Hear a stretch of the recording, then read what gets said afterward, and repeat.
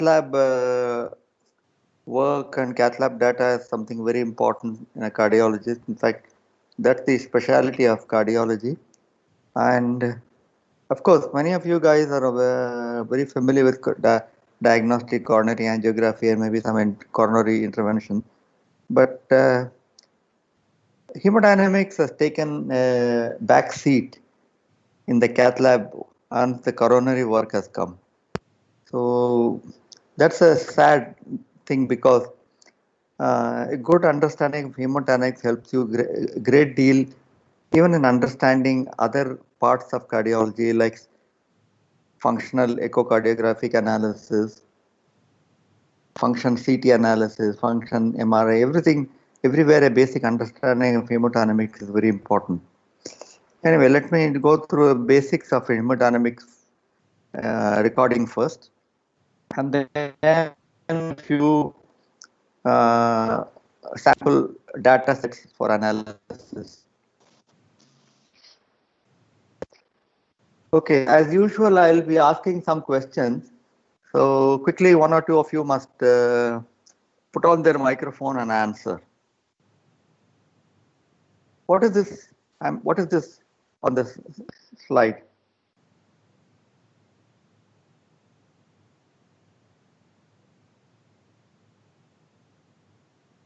It's used by carpenters and construction workers for centering, knowing that the level is correct.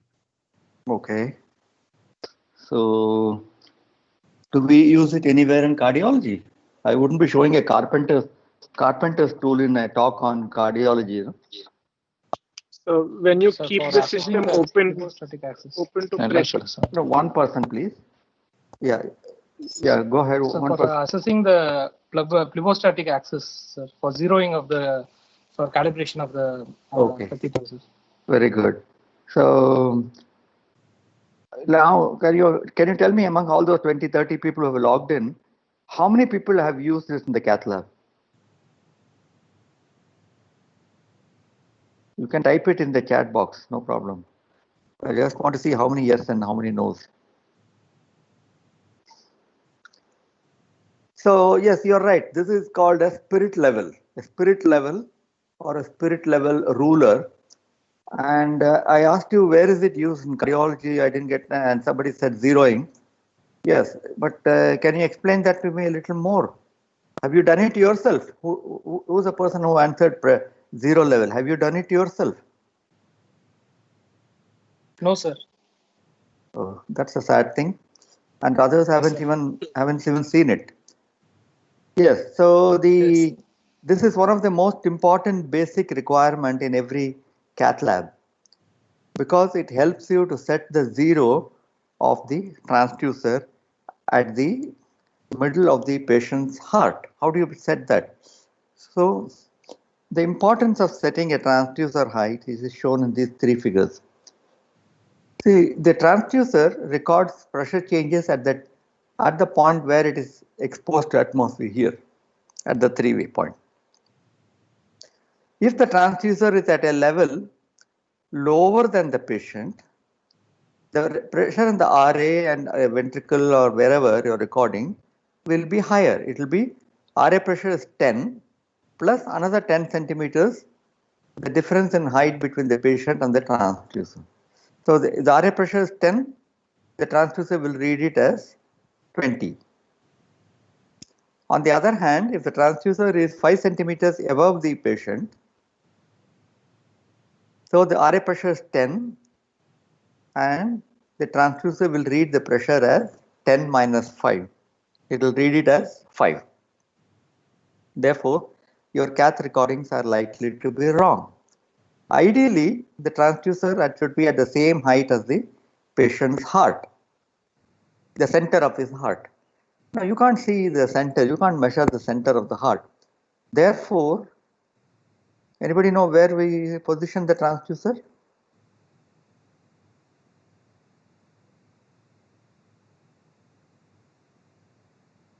Come on, guys, you have all been working in the cath lab, going for exams, and nobody has bothered to know how to set it zero for your transducer. How do you record pressures in your ICU? How do you record pressures in your central venous pressure. The center of the heart is considered as being present at the midpoint of the height of the chest. That is, you measure the vertical height of the chest and divide it by half. So, for all practical hemodynamic studies, we assume that the center of the heart is located at the middle of the anteroposterior diameter here. Okay. So, for example, this is the central venous line measuring the venous pressure, RA pressure, and so the transducer is exactly at the level of the mid chest. That's what we mean.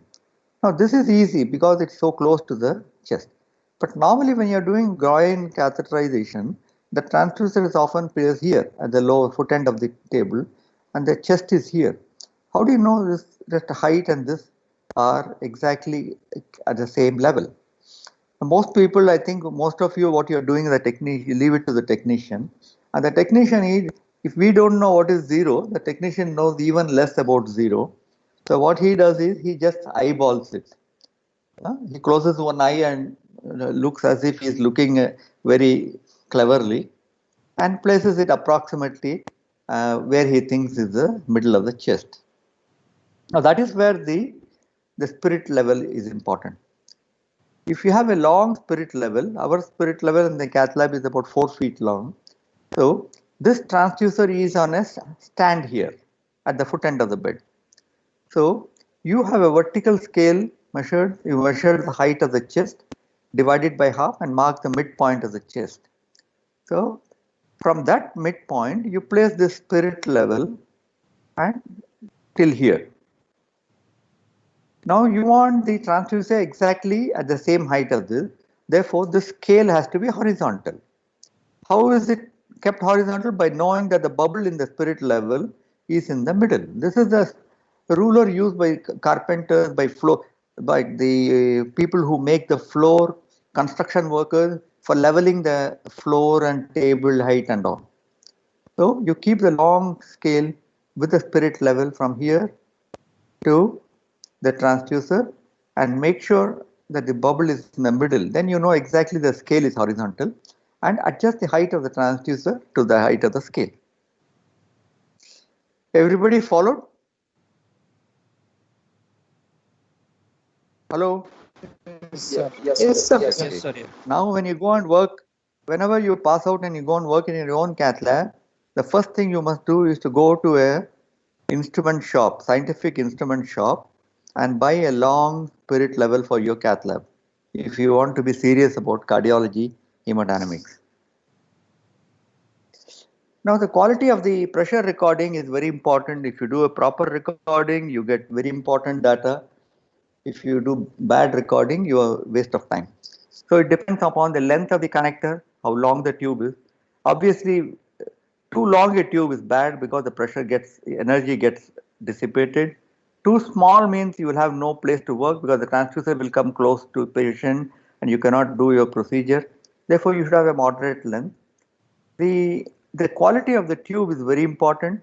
What is ideal is a firm plastic tube which is not very distensible. If we have a soft tube, the pressure wave will not be transferred. There are specific pressure recording connecting tubes available, but supplied by all the cath companies. It also depends upon the viscosity of the fluid inside. Most of the time we use, what do we do? This contains hep saline, no? Saline filled. So what we are recording is a saline filled manometer system. Now by chance, if blood comes into the tube, the viscosity rises and the waveform will be distorted. Of course, these are standard systems of transducers and pressure monitor systems which you obtain from the company, and it's more engineering job to monitor that, to sort of calibrate them. Now there can be many artifacts in pressure recording. If you do not remove all the artifacts, it may be difficult to identify important wave. But in the process of removing artifact, you may also suppress the normal expected waveform. For example, the topmost tracing is it is obviously from somewhere in the artery. It's a pulsatile flow. And you see, normally you expect one percussion wave and dichrotic notch and one dichrotic wave. That's all you expect in arterial tracing. Here you are finding multiple oscillations in systole and diastole everywhere. So that means your filter for removing artifact is not adequate. This is under-damped tracing. Now, if you increase the damp too much, what will happen is all the oscillations will disappear, but then the height of the primary deflection also decreases. So therefore, if you have under-damped tracing, you get a systolic blood pressure of 120, but you over-damp it, the systolic blood pressure recorded is only 80 millimeters of mercury. Therefore, a underdamped one will give you unnecessarily high high systolic BP recording and not of abnormal wave. And overdamped recording will suppress the pressure recording and also will alter the waveform. You may not be able to make out, every waveform will look slow rising pulse here. Therefore, you may not be able to pick up the. So you have to use an optimum degree of damping so that you get the basic arterial waveform, but at the same time you do not get too many artifacts. So there are numerous sources of error. Now important is zero level. I told you if you keep the transducer below the patient, you get higher recording. If you keep the transducer above the patient, it gets a low recording. If you have air bubbles in the tube, it gives very poor recording because when the pressure wave comes, the bubbles actually, the pressure energy will constrict the bubble. And then when the wave passes, it expands. Therefore, it keeps on doing it repeatedly. So that gives rise to oscillations in the pressure recording. Loose connections again will give bad tachycardia. I will record respiratory variations. I'll talk later. So over damping, and there are other artifacts. I will talk about a few of these artifacts in the subsequent slides.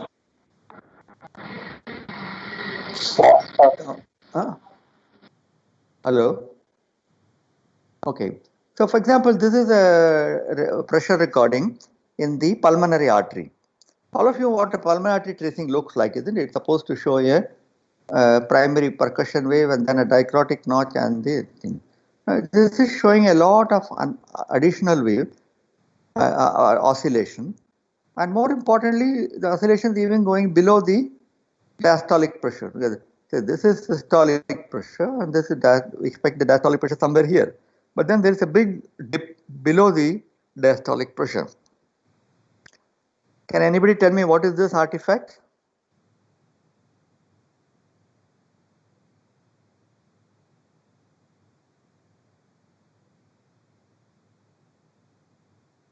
This is called the WIP artifact. WIP artifact is the catheter is sitting in the pulmonary artery. Now, each time the heart contracts, the sharp ejection, a flow of blood ejects into the pulmonary artery, and the catheter is actually vigorously moved from side to side due to the jet of blood. So the movement of the catheter will produce artifact, and this is known as the WIP artifact. Actually, the PA diastolic pressure is here, whereas these are artifact due to the movement of the catheter, and that is called a WIP artifact. So you must take care. So what do you do if you have WIP artifact? The WIP artifact are most commonly seen close to the pulmonary valve where the ejection occurs. So if you get too much of WIP artifact in a main pulmonary artery, the simplest thing is to advance the catheter a little more distally into the main pulmonary artery or into a branch pulmonary artery, say right pulmonary artery or left pulmonary artery, when the movement of the catheter will be much less, and there you will not get this WIP artifact. I've shown you what tracing is this. Okay, this is a ventricular pressure tracing. The same ventricle, but I've shown you two recordings. Can anybody tell me what is the difference between these two recordings?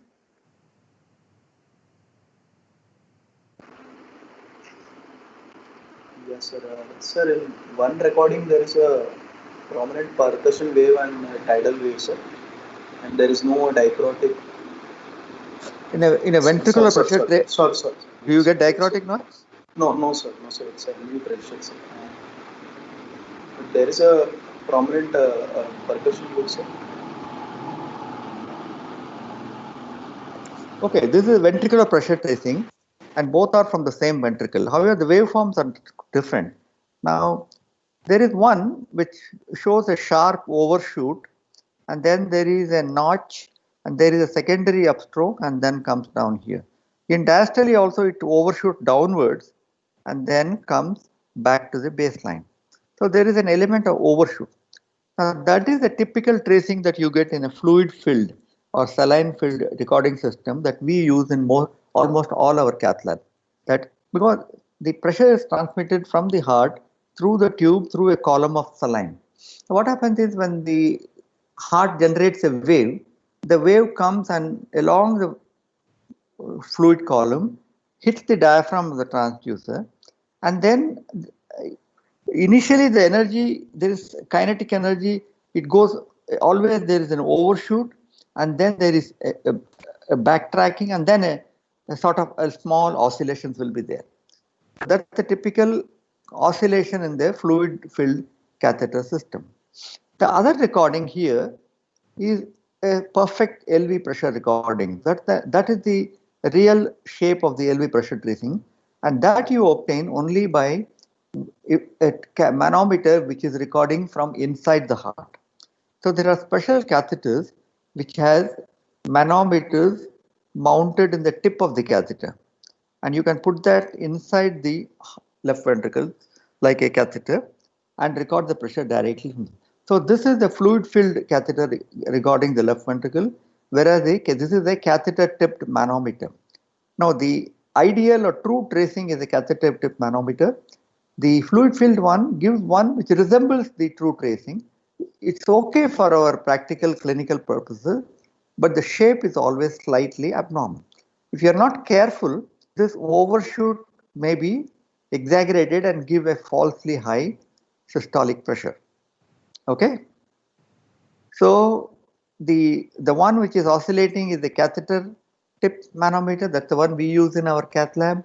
The other one is an ideal one which is used in the one oscillating is the fluid filled catheter parameter which we use in all our cath lab, and the ideal tracing is the catheter tip manometer which is used only by research laboratories.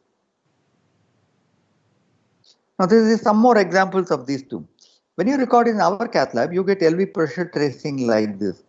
There's always a sharp overshoot, and then there is a downward wave and a notch shoulder, and then it comes down. Now, this is an overestimate of the systolic pressure. So systolic pressure lies somewhere in between this shoulder and between. So somewhere here. So some people take it as 50% of this height. Some people take 2/3. That varies. It's always a guesswork. On the other hand, if you put a catheter tip manometer into the left ventricle, you see here the pressure we are getting is close to 100, but here you're getting the true ventricular pressure is about 70 to 75. Okay, so this is somewhere in between the peak and the shoulder. So this is due to oscillation of the fluid filled catheter. The same thing happens in pulmonary artery. Can you see? The orange one is a fluid filled catheter, whereas the smooth purple one is the catheter tip manometer. So that's how you differentiate between a true recording and your fluid filled recording. Now, each chamber produces a classical form of tracing. Now, what tracing is this?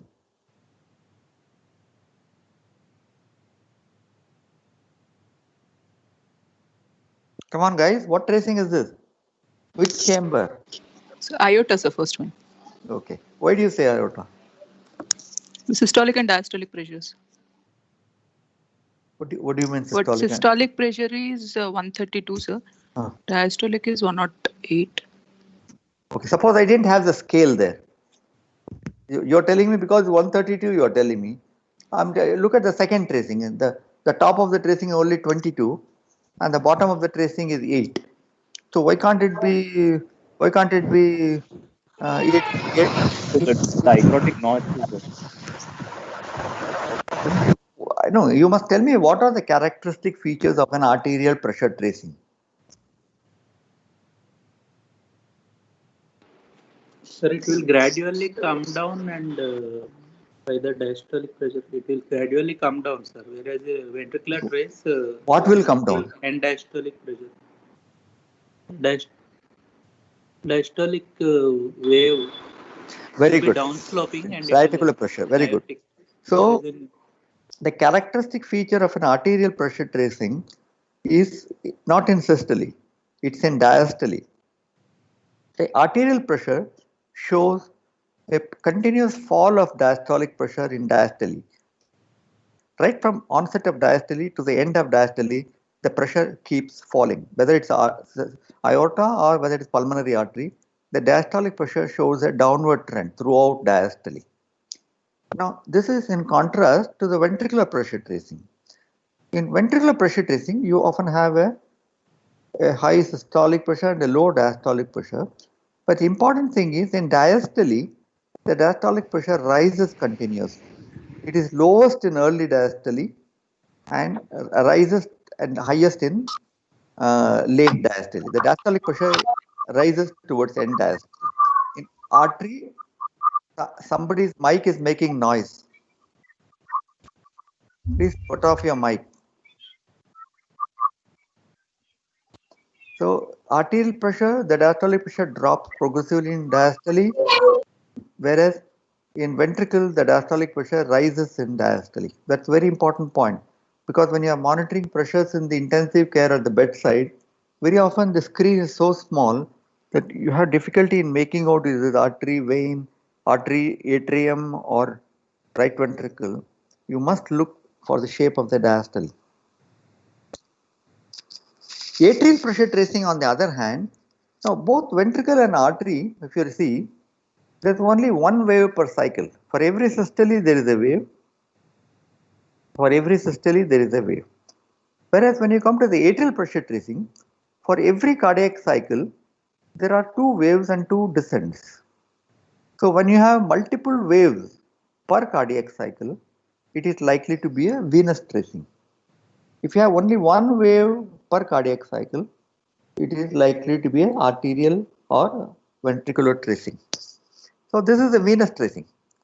A wave which falls just before the QRS complex, a X descent which follows the A wave, and then a C wave and a V wave occurs in systole, and finally the Y descent is the end of systole.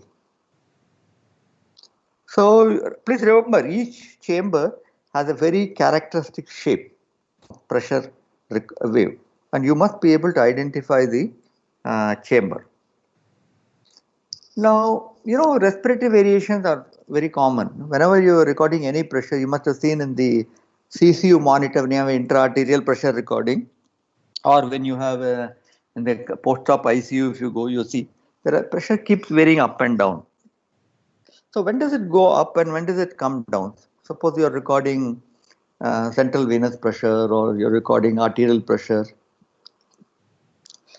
which in inspiration it goes up or in expiration it goes up. What is the expected variation? Inspiration it will go up, sir. Sorry, I can't hear you. Inspiration it will go up, sir. Inspiration it? Say that again.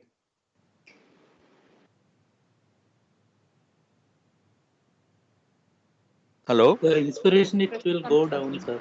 Go down, okay.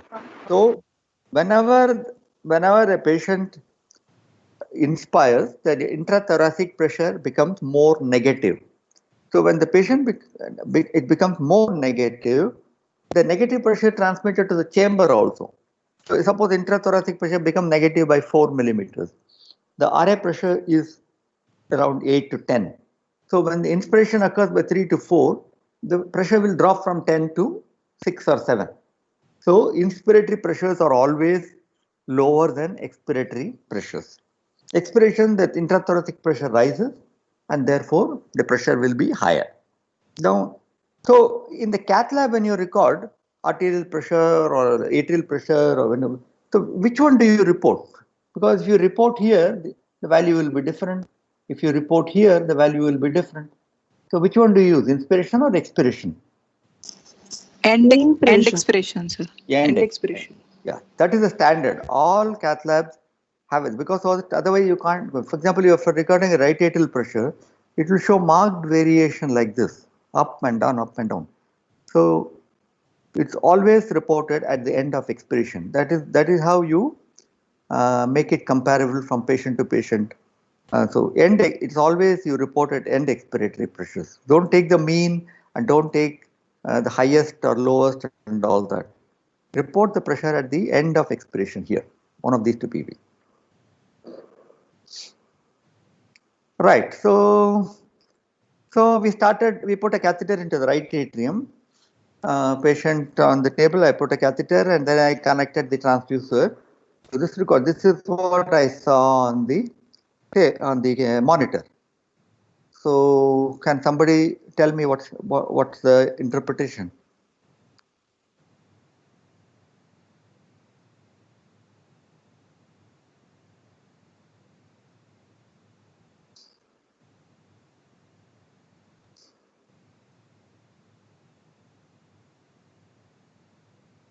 Hello?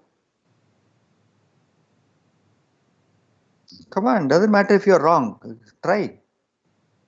So zeroing not done. So Underdamped, sir. Underdamped. Now first tell me your interpretation and then tell me your correction. What chamber, what scale, what is the wave, what is the reading you are getting?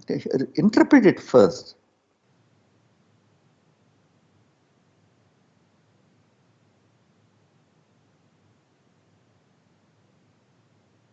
Okay, this is the right atrial pressure recording at a scale of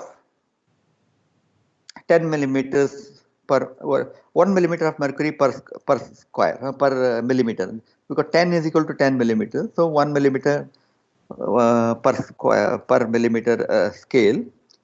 So what is the RA pressure? You see RA wave. Do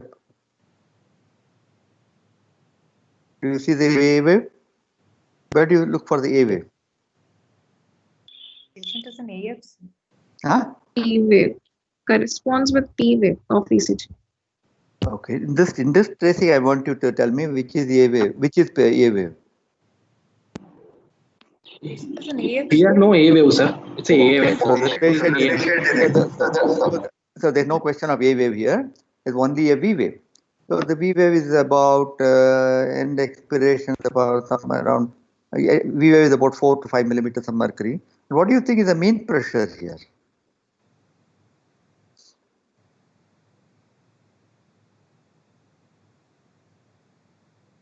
Is less than 0 here, sir. 0. Okay.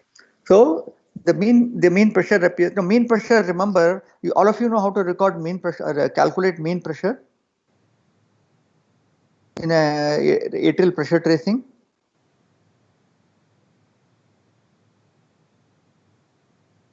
Yes or no? No, sir. No.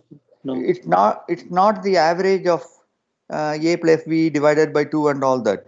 You have to map the area under the tracing per unit of time, right? Just like you map the area in for mean gradient in echo screen.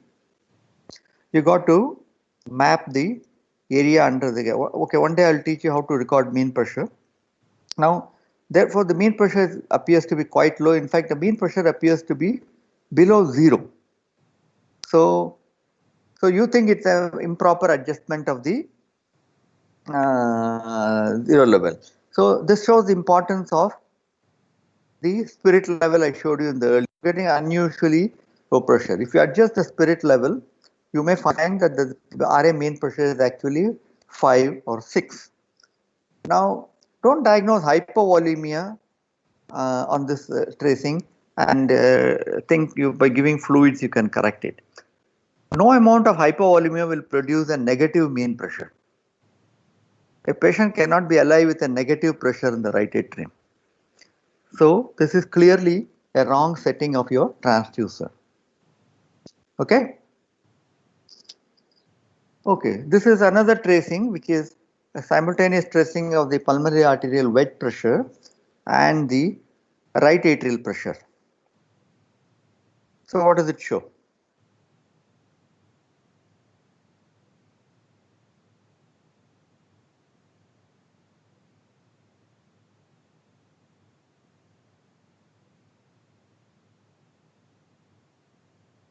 Anybody wants to attempt?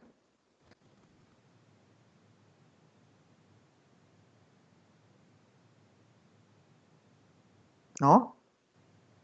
So there is inspiratory rise in pulmonary capillary waste pressure. Okay. And RA pressure?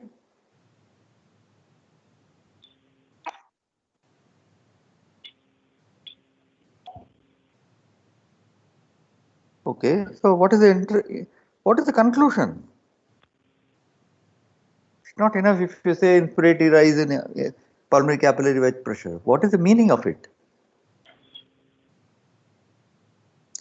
Look, I told you, when normally in inspiration the pressure should drop, and in expiration the pressure should be higher because of changes in the intrathoracic pressure. When is the thoracic pressure reversed? Can you imagine a situation? Pericarditis. Constrictive pericarditis. What do you mean? What do you mean? Kussmaul sign, sir. Kussmaul sign. You mean constrictive pericarditis? You get a change in intrathoracic pressure? No, that's not correct. Positive pressure ventilation, sir. Positive pressure ventilation. That's correct. The normal inspiration is negative and expiration is positive. When a patient is intubated for mechanical ventilation, he has inspiration under positive pressure and expiration is passive. So the reversed ventilatory variation in the pressure tracing is seen in the intubated patient. Therefore, when you go to the post-op ICU and a patient is on ventilator, you must remember that your normal respiratory variation will not be seen here. Oh, sorry. I'm sorry.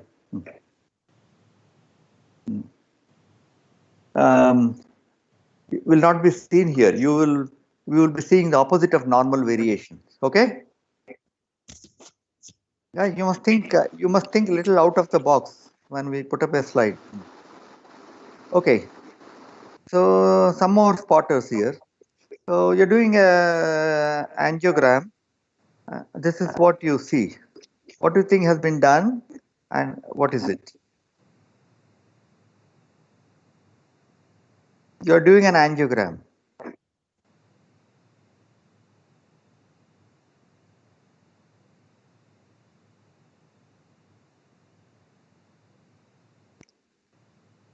Come on, guys, you're all doing coronary angiogram, no? Okay, you're doing a coronary angiogram. Damping, sir. Look, one person said damping. What is the second person said? I didn't hear. So ventricularization of the pressure. Another person said ventricularization. Any more answers? See, ventricularization, you must see a ventricular-like shape, no? Where is the ventricular-like shape? Come on, guys. Arrhythmia ongoing, sir. What? Don't say arrhythmia here. You're not a technician. You're a cardiologist. No? But tell me what arrhythmia. Okay, why do you think there is a flat line here?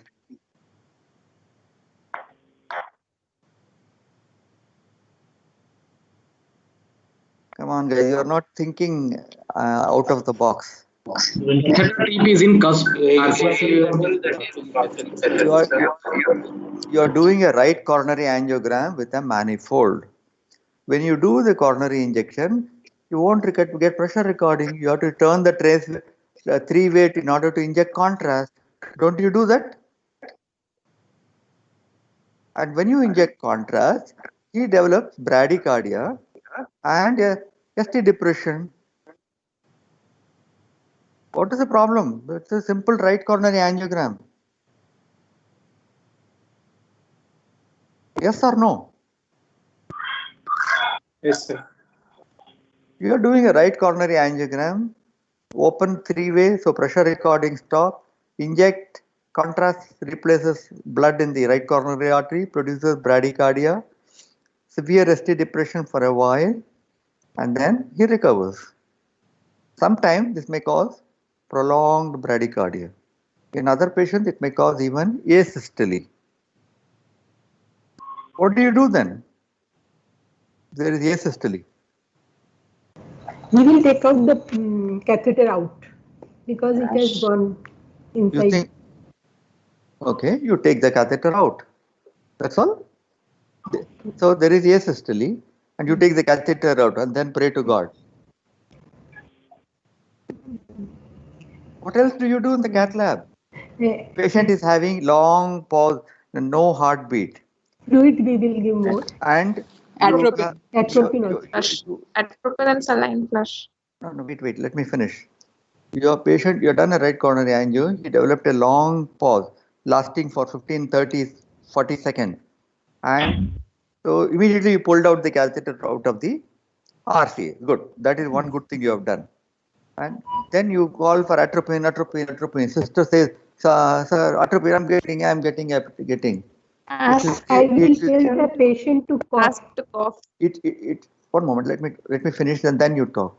And it will take minimum of 3 minutes before atropine is given. You want the patient to have cerebral hypoxia for 3 minutes. CPR and temporary pacing. Temporary pacing will take 10 minutes, 15 minutes. Saline. Saline what? Sir, we will flush the catheter with saline. But you already pulled out the catheter. No, ask the patient to cough, sir. Very good. Don't you know this? Because there is no cardiac contraction, you cannot wash out the contrast in the coronary artery by spontaneous beat. Therefore, you have to wash it out by raising the intrathoracic pressure. But the patient is still conscious because the asystole has just happened. So the important step when the patient has long bradycardia or asystole is to ask the patient to cough continuously. Haven't you done this? This is a very important resuscitative measure. When a patient collapses, when a patient becomes pulseless in a place where you do not have resuscitative equipment, one of the ways of maintaining cardiac coronary perfusion is to ask the patient to continuously cough. Because at that stage, patient is still conscious. If we cough, the cough will push the blood into the coronary artery and the contrast will be washed out and the rhythm will be immediately restored. Okay? Please remember this. Okay, now there are 4 patterns here. All of them are recorded when you are doing coronary angiography. So tell me the diagnosis for each one of them.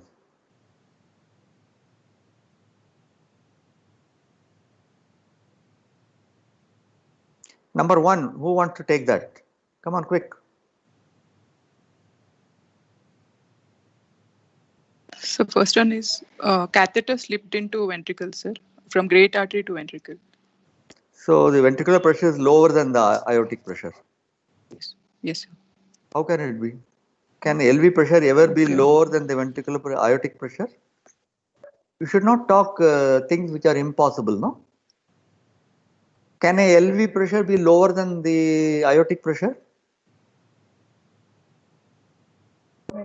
It can never be. Sir, first one is... Yes? First one is? Ventricularization, sir. Yeah. Can you explain what is ventricularization? So when the catheter is in the coronary and it slips deeper sometimes, or the catheter actually closes the ostium, like obstructs the flow. That is when the ventricularization occurs, sir. Why? Why does it become ventricularized?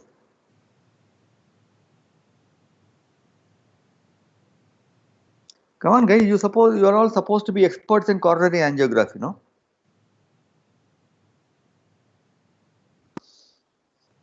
Just the coronary ostium. It picks up the ventricle pressure and the coronary. I can't hear you. Please talk to the microphone. Yes, say that again.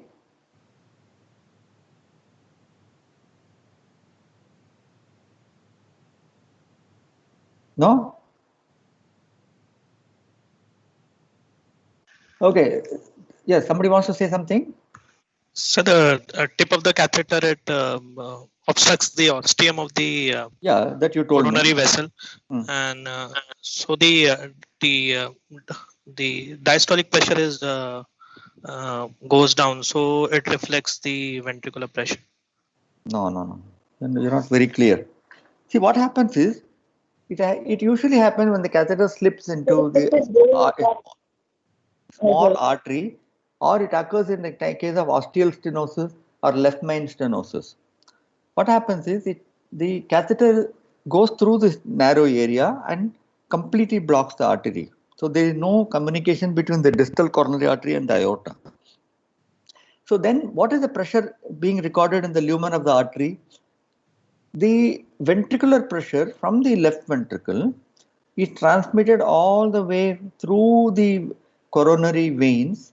There are numerous veins in the ventricular cavity, cavity veins, Thebesian veins and all the veins, the capillaries, veins, and then all the way backward through the coronary artery, it is transmitted to the catheter. So this is an indirect recording of the left ventricular pressure tracing, transmitted like a LA pressure tracing being transmitted to pulmonary capillary wedge. The same way, here the LV pressure tracing is transmitted to the coronary catheter. Okay, so the pressure is LV, but it is slightly damped because it's coming indirectly, and therefore the LV pressure looks lower than the aortic pressure. The diastolic pressure is also not a true diastolic pressure, it's somewhat damped. Therefore, this is called ventricularization. Usually it occurs when the catheter is wedged in the coronary artery.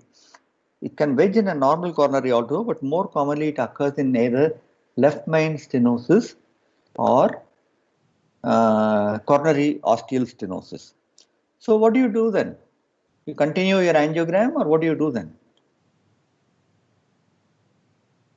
You have got a good Draw position. the catheter back, sir. Why? Why can't you inject contrast?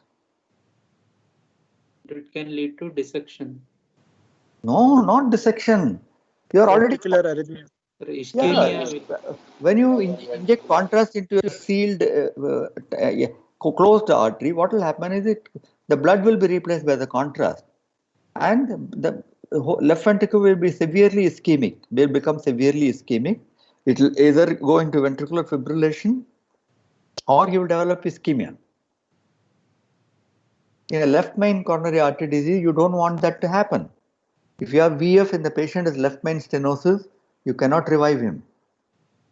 So immediately you have to pull the catheter out of the coronary artery. That's the solution for this.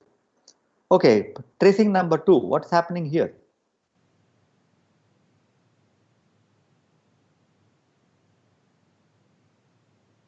Hey, these are all from coronary angiography. These are all things you must know. Who's answering this? Tell me the mechanism, tell me the action.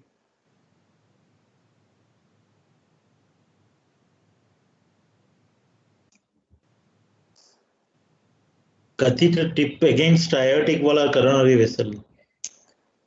Okay. Cause damping. Okay, I think you're right, but you're using a wrong term. See, here the catheter is beyond the stenosis. So you're getting a pressure waveform. Here the catheter is burying into the plaque. So it is sometimes in contact with the plaque, sometimes it's not in contact with the plaque. Therefore you get incomplete waveform. So this is also a sign of left main disease or proximal coronary artery disease. That is, the catheter is burying into the wall of the artery or into the atheromatous plaque. Now, the problem with when you have a pressure tracing which is damped due to contact with the wall, if you inject contrast here, what will happen?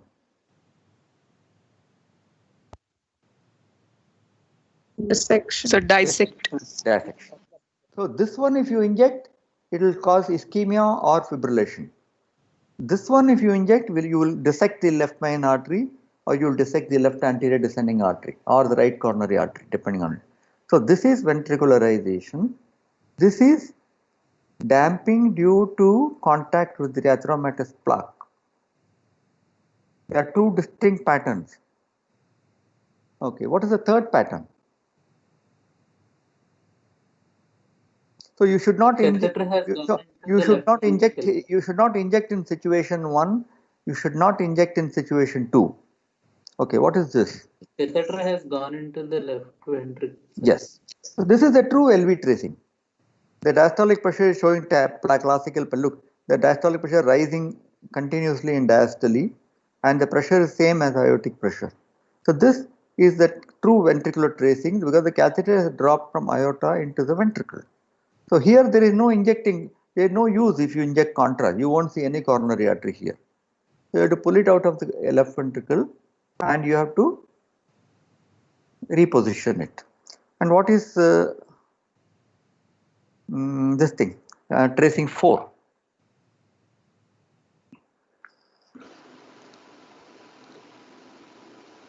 Pressure knob is.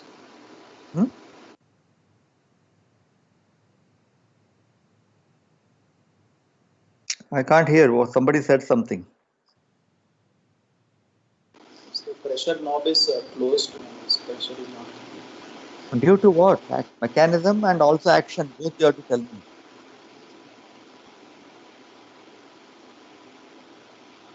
Anybody? Air bubble in the system. No. Air bubble will have more artifacts. So this is. No. Vasovagal, you see, diastolic pressure will be above normal. So systolic pressure gradient is there. Wait, in the coronary artery, what gradient you are talking about? This is a damping due to increase. See, typically when the catheter contains contrast material, during a PTCA and during sometimes angiography, when you in between you are checking the pressure, if the catheter is full of contrast, you will get damping of the pressure. But the difference between this and this is when that catheter touches the plaque, the pressure will drop below the normal pressure and go towards 0 when the catheter tip is buried in the wall. Whereas here it's only damped. The waveforms are still seen, but the peak, both the systolic peak and the diastolic pressure, both are attenuated. They look smaller amplitude waves. So this is only due to increased viscosity of the conducting fluid, either blood or contrast. Typically, during an angiogram, during PCI, the tube is full of contrast, and therefore you will get damp pressure tracing like this. So all you need to do get a good pressure tracing is to flush it. Okay? Important. This is ventricularization. This is damping due to contact with erythromatous plaque. This is ventricular pressure and ventricular entry. And this is damping due to increased viscous conduction in the tube. I talked about respiratory variations. Sometimes you do not get any respiratory variation at all in the wedge tracing or in the RA tracing. No? Absolutely the same. Inspiration, expiration, and often you're getting, it is a very typical waveform also. Can anybody tell me what this is? Right atrial pressure tracing? So constrictive pericarditis. Yeah, but why is W it pattern or M pattern? Why is it constrictive pericarditis? Why is it constrictive pericarditis? Because of prominent descent is there. Which descent? Wide descent. Sir, wide descent. Prominent wide descent. Okay, you are right. This is constrictive pericarditis. What happens in the cardiac chambers are inside a very hard calcified shell of pericardium. So the intrathoracic pressure will not be able to transmit to the intracardiac chambers. Therefore, you do not see, and moreover, the intracardiac pressures are already high due to constriction. Therefore, you do not see much changes in the respiration, inspiration, expiration, both remains the same. So that's the main reason I showed you this slide here. But in addition, you also see a typical pattern of constrictive pericarditis. That is a M pattern due to equal A and B waves and a very sharp Y descent. M pattern and a Y descent, M pattern and a Y descent. Very typical of constrictive pericarditis. And the other situation where respiratory variations are lost is when the venous pressure is very elevated due to congestive heart failure. When the atrial pressures are elevated due to congestive heart failure, what happens is the respiratory variations are often not very markedly seen. They do not change much because RA pressure is already high, and therefore further filling or further change when due to intrathoracic pressure movement may not be much. Okay, so a data set, patient may bring pressure tracing, he may bring a typed report like this also. Quickly go through the data set and tell me what you infer from this.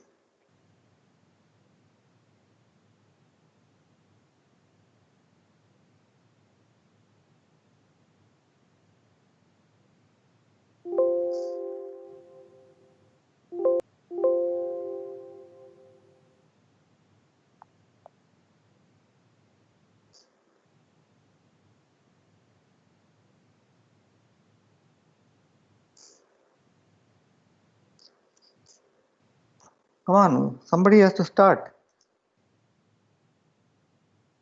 Yes, sir. Sir, there is a saturation, sir, in SVC and RS of 45-50%, and IVC 52. So there are normal saturation. There is no step up in SVC to RA to IVC or to RV, sir. Even pulmonary artery shows 53, so that is also normal. Pulmonary artery best saturation 95.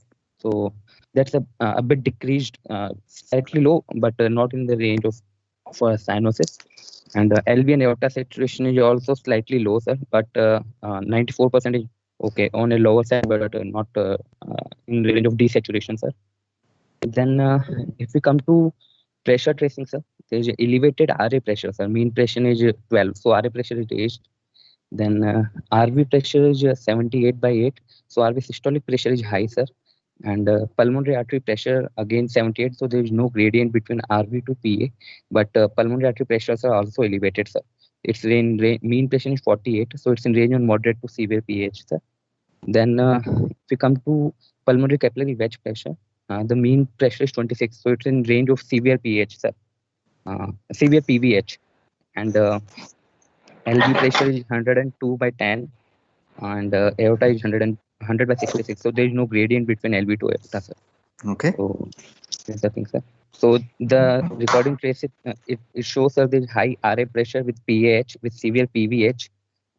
So they and so shows us some cause of post capillary pulmonary artery hypertension, sir. Some obstruction in the LA to L, I think across the mitral wall, maybe, sir. Mitral stenosis may be a possibility, sir.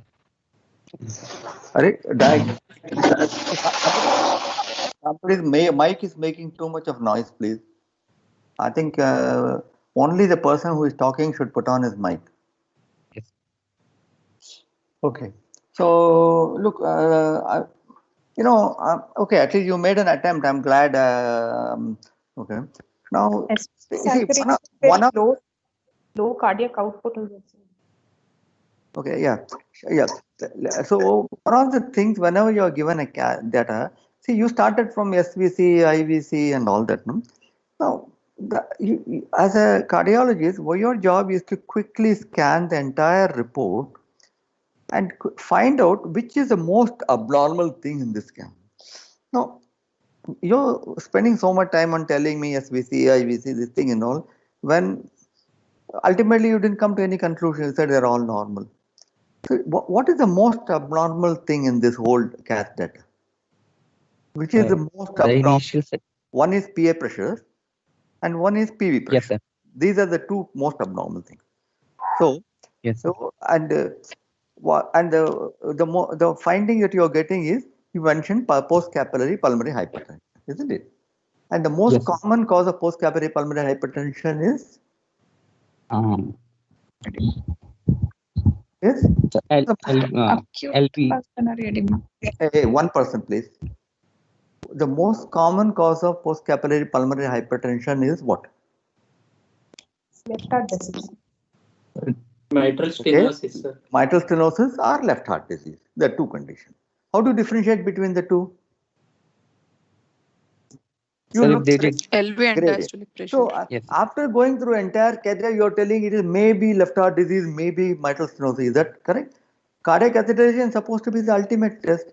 After the cath also, you are telling me maybe this, maybe this, maybe this. How can you accept that? Do you look for a gradient? Can't you see that the wedge pressure is so high, A wave is 24 and the EDP is only 10. The wedge pressure is much higher than the LV EDP. What does that mean? It's the gradient of 14, sir. So Yes. what does it mean? It's a severe MS, sir. Yes, sir. Severe So MS. that is the most important finding in the world. Why do you waste time in talking all this thing which are not meaning? You must identify the most critical thing here. Elevated wedge pressure to pulmonary edema level, very high. This is the level of pulmonary edema. There's a large gradient between the A wave of the pulmonary arterial wedge and the EDP, indicating severe mitral stenosis. There is secondary pulmonary arterial hypertension. There is RA hypertension with a large V wave, and therefore there must be secondary tricuspid incompetence. There is mild desaturation, and indicating there is pulmonary congestion or pulmonary edema. And you said the PA saturation is normal. Is 53 normal? 53 is not normal. 60 to 70 is normal. 53 is low. It indicates a low cardiac output. So the total diagnosis in 2 minutes you should arrive is severe mitral stenosis, post-capillary pulmonary arterial hypertension, RA hypertension and tricuspid incompetence, pulmonary edema, and a low cardiac output. That is the conclusion from this. That is the conclusion from this report. You understand how to interpret a data set. You have to find you have to find out which is the most significant abnormality and go straight to that. All others must be secondary to that anomaly. Understood? Yes, sir. Yes, sir. Okay. Yes. Who wants to take this? These are all classical exam spotters.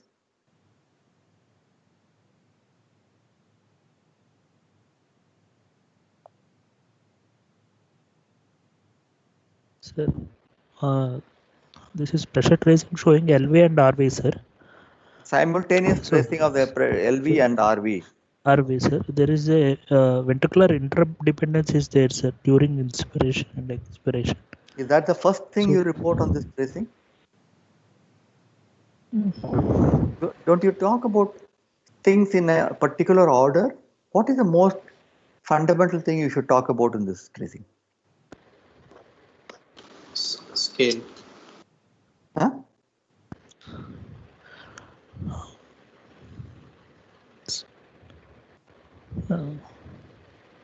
See, I think ventricular interdependence. You're coming because you remember that pattern.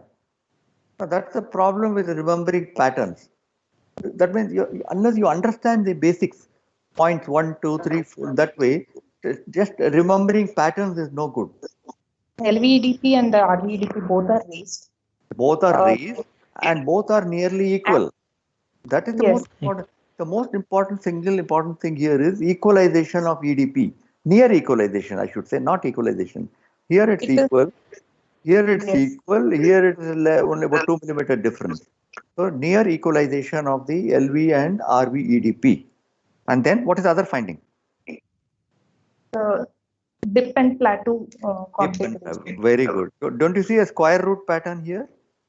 A dip in early diastole followed by a late plateau. It doesn't rise progressively throughout diastole. It rises only in early diastole and then it is. So equalization of diastolic pressure and dip and plateau pattern in diastole.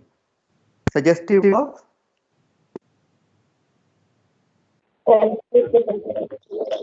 Okay, so constrictive pericarditis. So one doubt, sir, like when the LV pressure is reducing, the RV pressure is also reducing. So there is concordant relationship between LV and the RV pressures, so which is not going. in favor of constrictive pericarditis. But madam, you only diagnose constrictive pericarditis. I didn't diagnose constrictive pericarditis. Someone else told so in between. Okay. Anyway, whoever told is okay. If you don't think constrictive pericarditis, you tell me what it is. I don't think it is constrictive. I think it is restrictive cardiomyopathy. Okay, tell me why. So there are two causes of, in fact, you should say that there are two causes of a dip and plateau pattern and equalization of diastolic pressure. There are two common causes, two important causes. Constrictive pericarditis, other one is restrictive cardiomyopathy. Now, between the two, you think it is restrictive cardiomyopathy. Tell me why. One is even though the equalization of pressures is there, the difference in the pressure in the end diastole is more than 5 millimeters of mercury, and much more LV and the RV pressures. Like when the LV pressure is reducing, the RV pressures are also reducing. So there is concordant relationship between the pressure changes. Okay. So that goes against constrictive pericarditis, where we see discordant pattern of. Okay. And one more difference. RV systolic pressure is less than 1/3. I'm not very sure of that. RV systolic pressure is what? Less than 1/3 of the. Well, there are two criteria. When RV systolic pressure is above 60, it is against constrictive pericarditis. See this during expiration, the RV systolic pressure is above 60. This is 50 line, but this is clearly close to 70. So presence of pulmonary arterial hypertension is against constrictive pericarditis. Okay. So the constrictive pericarditis and restrictive cardiomyopathy look very much alike, except that the diastolic pressures are nearly equal but not quite the same. The LVEDP is distinctly higher than RVEDP. Secondly, square root pattern is common to both. The most important thing is there is some evidence of systolic pulmonary hypertension. More than 60 does not occur in constrictive pericarditis. And finally, normally the LV volumes in inspiration and expiration move in opposite direction in constrictive pericarditis, because constrictive pericarditis is a closed chamber. When RV filling increases, LV filling has to decrease. When LV filling increases, RV filling has to decrease. Therefore, the volume changes will occur. When the LV pressure comes down, the RV pressure will go up. Without constrictive pericarditis, like in restrictive cardiomyopathy, when the LV pressure comes down, RV pressure is also coming down. So this is a concordant dependence, which is in favor of restrictive cardiomyopathy. Okay. So this pressure tracing you should discuss in this way. Understood? Yes, sir. Okay. Okay, another data set. Who wants to take this?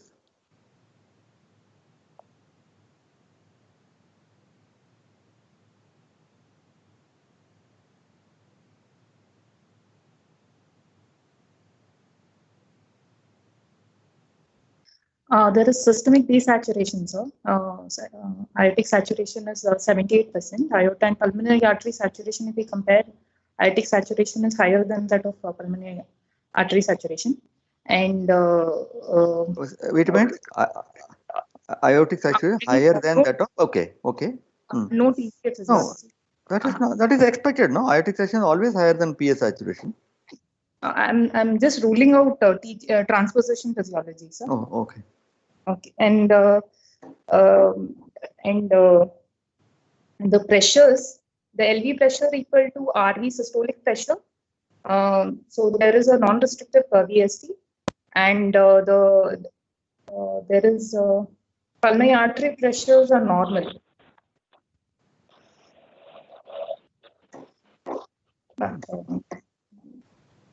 Conclusion. You can't say findings alone and stop, because unless I'm the patient. If you're going to give me a conclusion, how do I move forward? RV to pulmonary artery, there is a gradient. So there is a pulmonary stenosis. Yes, sir. See that you're repeating the findings, no? I want your conclusion.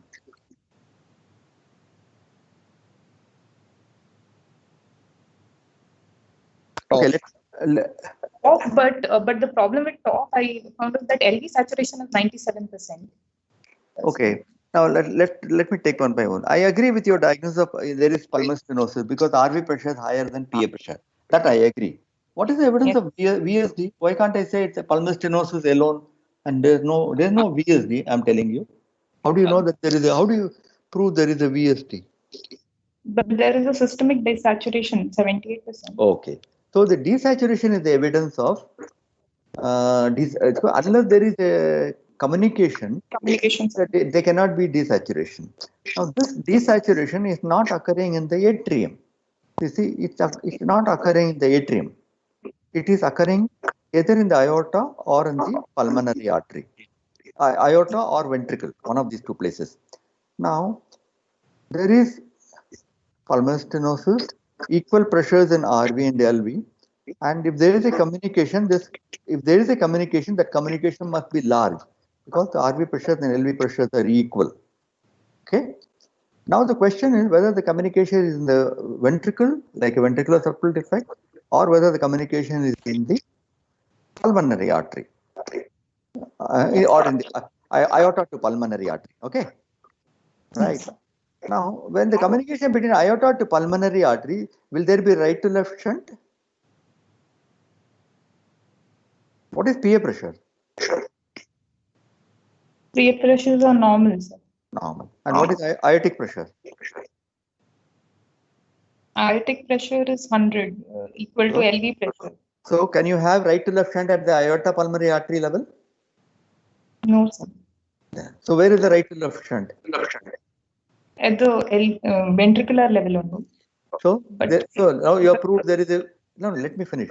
That means you have proved that there is a VSD. Yes, sir. Now, why there is desaturation only in the aorta and not in the LV? Because it is decompressing into the aorta. No. The RV blood goes straight streaming through the VSD into aorta because aorta is overriding. Yes, sir. Yes. Therefore, LV cavity may show normal saturation, but aorta may show desaturation. That doesn't mean that the desaturation is aorta level. It is actually at the ventricular level. Okay. The RV blood straight goes from the VSD into the aorta without going into LV cavity. Understood? Yes, sir.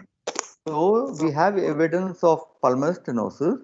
We have evidence of VSD because with low PA pressure, you cannot have desaturation from PA to aorta. That's impossible. Therefore, there must be a VSD. And the most common form of VSD pulmonary stenosis, which produces equal RV and LV pressures and systemic desaturation, is tetralogy of Fallot. Of course, you can have rare combination DORV and so many other conditions, but from the moment CAT data is given, this data is compatible with TOF physiology. Am I right? Yes, sir. So, equal RV and LV pressures with pulmonary stenosis and right to left shunt at the ventricular level. Those are the positive findings in this case. Okay. How do you judge the severity of tetralogy of Fallot? It's based on the pulmonary blood flow. Come on, tell me whether the saturation low, whether this tetralogy is severe or mild. This is severe top. Why?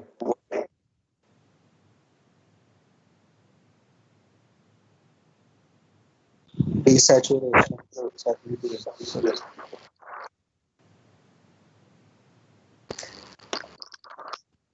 Yeah, this is severe tetralogy because the arterial saturation is below 80%. It is severely desaturated. Mild tetralogy will be 85 to 90% or even above 90%. See, the answers people give is based on systemic blood flow, based on gradient from RV to PA are all wrong. The simplest answer, how do you judge the tetralogy severity? By arterial saturation. Simple, one word answer. right? Okay. Hello. Yes, tell me. So why RV pressure is more than aortic pressure here? Why RV pressure is? Suprasystemic. RV pressure is Hey, come on. One more millimeter, than 1 millimeter, 2 millimeter is Okay, not sir. suprasystem, man. Come on here. Any difference has to be at least 10%, 20% before you call it significant. That's not Okay, sir. significant. These are all variations, no? Beat to beat, respiratory variation, and all this. Okay? Yes, sir. Yes.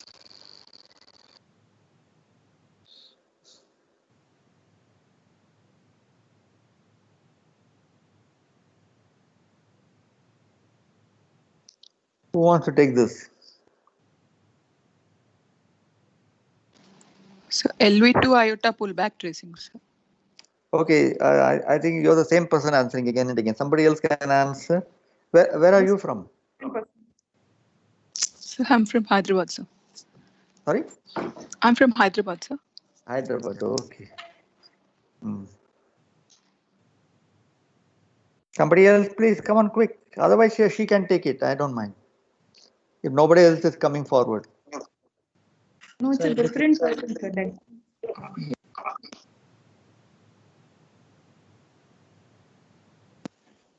Sir, it is LV2 iota pullback tracing, sir. Okay. So there is an VPC is there, sir. There is ventricular premature contraction is there. After the pullback, there is this is a case of subaortic stenosis, where we can see there is a pressure has been dampened on pullback, but the diastolic pressures are still being resisted. Then after further pullback after the aortic valve, the normal aortic pressure and normal aortic and diastolic pressures are being seen. Very good. So this is a case of subaortic stenosis. I think you described it very well. A pullback from LV cavity to outflow to no. Now, how do you know this is LVOT? Why can't it be ascending aorta and some other? I mean, how do you know this is LVOT? Sir, Diastolic. Okay, so that's how you identify the diastolic pressures resemble exactly the ventricular cavity pressure. So, is it only subvalvular gradient or subvalvular plus valvular gradient?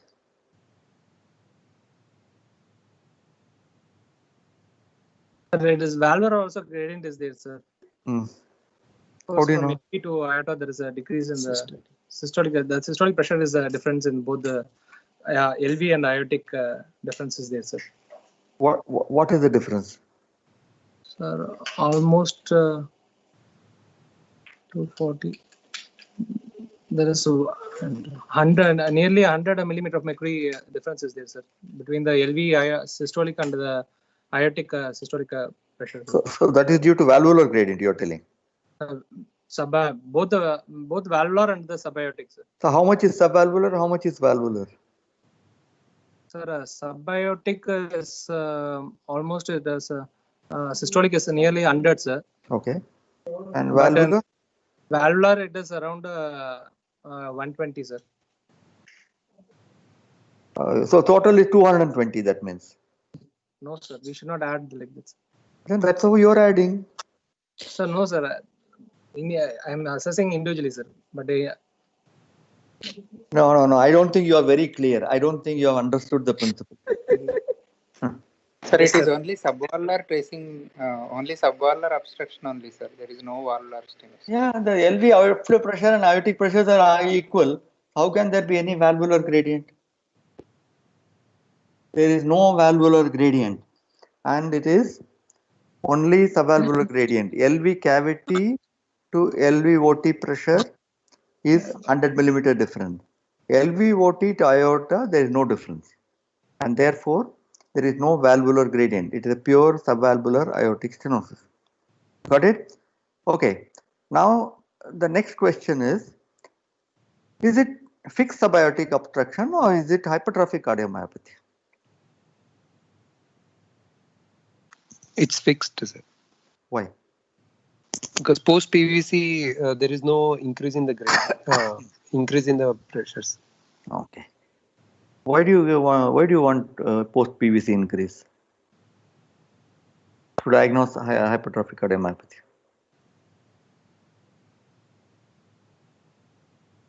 So because post PVC, because of the compensatory pause, there is more filling. The LV filling is more. So because of Frank Starling law, with the next contraction, there will be a rise in the pressure, sir.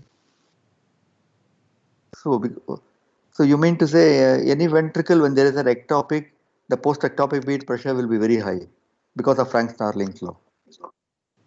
No, sir. Here there is obstruction, sir. So it will not happen in the normal case.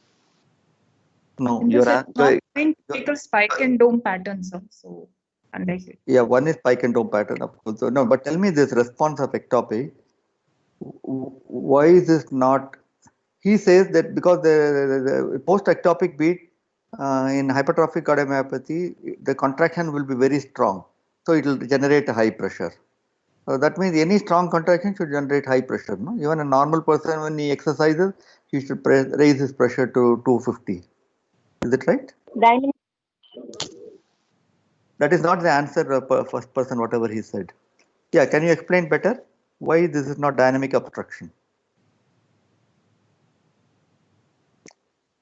The post-ectopic beat shows increased contractility not only in the main chamber, it also shows increased contractility in the constricting segment. Therefore, the constriction is much more in the post-ectopic beat. You get my point? So the obstruction is also more in the post-ectopic beat.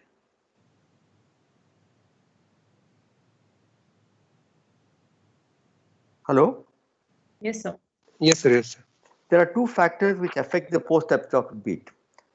One is that the volume increases. Post-ectopic beat, the volume increases. Okay? Is it a long pause and the volume increases? When the volume increases, yes, what happens? The LV pressure? The obstruction tends to come down. But on the other hand, the increased contractility will increase the degree of obstruction. Yes. But in general, the hypertrophic cardiomyopathy, you should see a post-ectopic increase in the LV pressure. But what will happen to aortic pressure? Aortic pressure will fall in the post-ectopic beat because the obstruction is increased, so the aortic pressure will fall. What will fall, ma'am? There is a systolic pressure, there is a diastolic. Pressure will be. Yeah, you must be very specific in your answers. So there will be a fall in the arterial pulse pressure. What is that called? You're all known, no? Once I tell the name, once I give you the name, you will all tell me. Yes. Broken-Rowe-Morrow phenomenon. Yeah. The moment I give you the name, everybody will tell me. But the problem is to identify in a data set. You must be able to identify that. Right.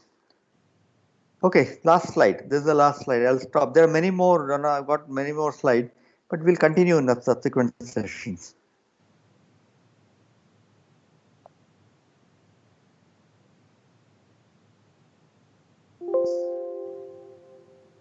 Yes, who wants to take this?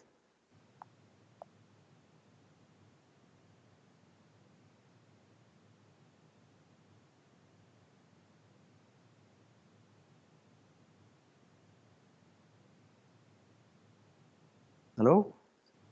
No volunteers? So PA to RV pullback, sir. Okay, PA to RV pullback at a scale of 100.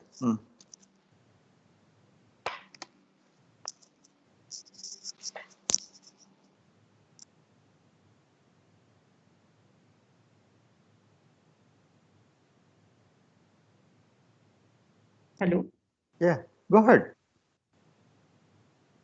There is a significant systolic gradient from PA to RV, sir. Suggesting of pulmonary stenosis. Okay, what is your conclusion? Final conclusion is? Severe pulmonary stenosis. Severe pulmonary stenosis. Why do you say severe pulmonary stenosis? Pulmonary stenosis, I understand. Why do you say severe? Sir, the gradient is around 60, sir. Okay. So RV pressure is about 70 and PA pressure is about no, not 70 and 30. So gradient is only about 40, man. Why do you say severe? Peak gradient is 40, so it's not severe, and it is not systemic pressures also. So the lady doesn't agree with your diagnosis, severe PS. So anything else you can conclude from this tracing?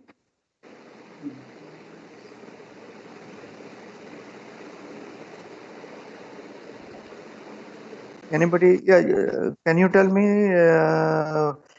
in addition to moderate PS, any other thing you can conclude from this? Ventricular septum is intact ventricular septum. Very good. Because this RV pressure is much lower than arterial pressure, there cannot be a VSD. Yes, that's an important point. What else?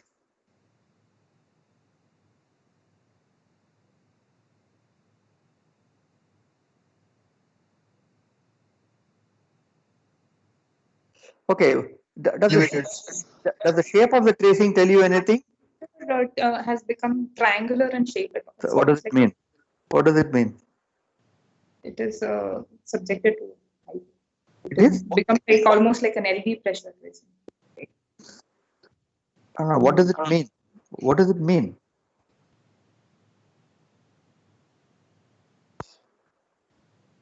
Okay, when you have, the normal RV pressure always produces a notch, like I showed you in the previous tracing, a notch like this, RV pressure. Once you have a isosceles triangle like this, it occurs, it's a classical pattern of valvular PS as opposed to infundibular PS. The infundibular PS will always have a notch at the top. This is a classical pattern of valvular PS. Therefore, now we have a diagnosis of moderate valvular pulmonary stenosis with intact ventricular septum. Now, we got so much more data than pulmonary stenosis now. Initially, you said only pulmonary stenosis. Then we came to severity. Then we are talking of type of pulmonary stenosis. Now we are ruling out a ventricular septal defect. So many points you have to add. No, you cannot just say pulmonary stenosis and get away with it. So moderate valvular PS with intact ventricular septum. Okay, right. Now it is not severe because, as you pointed out, the RV pressure is not reaching systemic level. Then it would be called severe. If it exceeds arterial pressure, we call it suprasystemic or severe, very severe level. Pulmonary artery pressures are normal, but there's something unusual happening here. No? What is happening here? Why is the main pulmonary artery pressure lower than distal pulmonary artery pressure? As you come proximally, the pressure should always be higher. When you record from RPA, one moment. Post-stenotic dilatation. One moment. When you record from right pulmonary artery to main pulmonary artery, the pressure should be higher in MPA. Then only blood will flow forward. When you come from main pulmonary artery to because of artifact venturi effect, sir. Okay. End hole artifact. Yes. Very good. It's not called post-stenotic dilatation. It's an artifact because a proximal pressure can never be lower than distal pressure.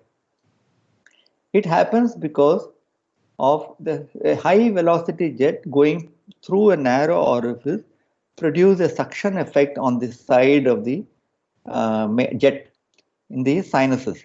Therefore, this is an artifact. This is a distal pulmonary artery pressure. When you come to proximal pulmonary artery, you get a negative, a lower pressure, which is an Venturi artifact. It's a Venturi effect of the high velocity jet. So this is often, you see it in typically in pulmonary stenosis, sometimes you see it in aortic stenosis also, and number of other places. So you must be aware of this. So this looks like a simple slide, but you have to answer all these questions if you want full credit. Can we call it as pressure recovery, sir? Can we call it what? Pressure recovery phenomenon. No. Pressure recovery phenomenon is totally different. Pressure recovery phenomena is totally different, and that we'll talk when we talk of aortic stenosis. This is not pressure recovery phenomenon. This is a Venturi effect. So can it be end hole artifact, sir? Yeah, Venturi effect is end hole artifact. Same, they are the same. It occurs only in end hole. It doesn't happen in a multi-side hole. Because when you have multiple holes, some holes will pick up the low pressure, some pressure will pick up the high pressure, therefore they will all even out. So end hole artifact is the same as what you're calling a Venturi, it's the same. So moderate PS, valvular PS with subsystemic RV pressure with a Venturi effect and intact ventricular septum. So that's the total diagnosis here. Okay, it's already 3:25, so I think I'll stop here.